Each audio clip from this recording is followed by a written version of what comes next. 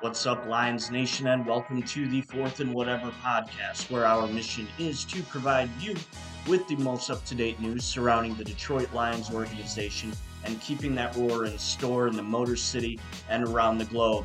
I'm your host, Ryan, and if it's fourth down, it's certainly whatever.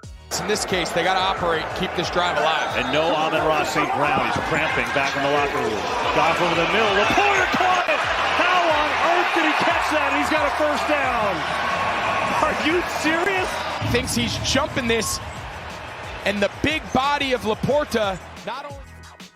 What's up, guys? Glad to have you back for another episode of Fourth and Whatever. We've got some big news today coming out of free agency as Brad Holmes and Dan Campbell made another splash, bringing in the Cincinnati product, defensive tackle DJ Reader. If you don't know who he is, then you're living under a rock. He has been a tremendous talent at the interior position on defensive line for Cincinnati and the Houston Texans since 2016.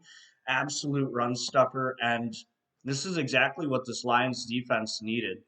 They needed to be able to fill that void where the left side of that defensive line has seen a lot of strength, but the right side not so much. So it's just kind of filling that gap, filling that void for what the Lions need to continue to find production on the defensive side of the ball, but also make that more consistent and take it to the next level.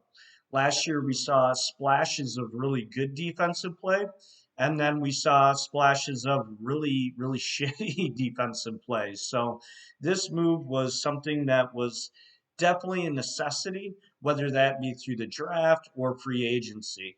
With Brad Holmes making this move through free agency, it really helps the Lions out because there's good caliber defensive tackles in this draft, but like every player, it takes some time to develop and find that production, find that consistency, and become a guy like DJ Reader. DJ Reader wasn't DJ Reader his first year out of the NFL draft. And so it's taken some time to go through and acquire that production and just that football knowledge, have that football IQ, and just be a dominant force on a defensive line. So with the Lions bringing him in, it's not to say that they won't end up drafting another defensive tackle. However, this certainly changes the dynamic of how the Lions are going to approach the draft this year. DJ Reader, again, very, very effective D tackle. He does have some injury issues. He has torn his quad, the same quad, twice, back to back. So we didn't finish out the season last year, but the Lions did bring him in on a visit before signing him. I'd have to imagine that really they wanted the Lions medical staff to just take a look at him and give him the go-ahead before giving him that contract. And so what Lions went ahead and they signed him to a 2-year deal for just over $27 million. So he's sitting right in a pretty favorable spot as far as what the Lions had to spend, and I think he's getting paid pretty well for it too. It's nothing too high, nothing too low, kind of right in the middle there, which is really great. Again, when you get a guy who is as productive as DJ Reader's been, he's got 9.5 career sacks.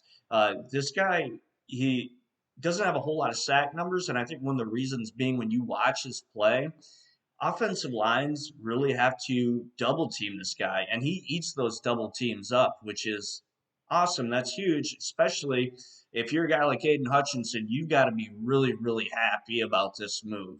He struggled the last year in acquiring those sacks because the amount of times that he was getting double teamed. So now opposing offensive lines, they're really going to have to pick and choose their battle. Are they going to double team Hutch or are they going to double team Reader? And we haven't even brought in it. Hopefully we do, but we haven't brought in another elite pass rusher, which hopefully the Lions can find either through the draft or they can find some success through free agency. As we mentioned earlier this week, the Lions did bring in Marcus Davenport as well to help out with that pass rush. So again, a couple guys that have had injuries in the past, and I think that's one of the reasons that they did so, not because they're injury prone so much, but because when you have guys that are that good at that position, when they're on the field that they're going to ball out for you. But because of the injuries, you're able to get them at a discounted price, so you're not overextending yourself, and you're not putting yourself in a position where you're putting all your eggs in one basket, and then injuries happen regardless of who you are as a player. So I think it's all in all a really smart move by Brad Holmes. Wouldn't expect anything less. Since he's been with the Lions, he hasn't overpaid on anyone. He doesn't go for the top tier guys in free agency. Certainly not scraping the bottom of the barrel. Kind of go in that mid range, and most importantly, making sure that these guys are a good culture fit. One thing that you hear a lot out of Cincinnati fans, that fan base, that organization, is that DJ Reader is a locker room guy. He's all about culture, and have to imagine that he's also going to fit the Lions culture. Culture means something different to every organization. For the Lions, we know what that means. It means you got to be gritty and you got to be salty. You look at guys like Jared Goff, David Montgomery, Penei Sewell, Aiden Hutchinson. These are just high motor guys that just come in, they put their head down, they go to work, and they don't give a shit what anyone else says, what anyone else thinks. They're here to prove you wrong and say, no, I'm the best at what I do. And you see that carry over into DJ Reader's play. And I'm just really freaking excited about this, because what this means with the acquisition of bringing in Carlton Davis in that secondary, re-signing Emmanuel Mosley, knock on wood that he stays healthy this year, you got a pretty strong secondary now with some depth and competition, with Cam Sutton still being there and the Lions re-signing Khalil Dorsey as well. And now you look at your defensive line where you have Aiden Hutchinson, Ali McNeil, DJ Reader. That's 3 really, really good players on your front 4.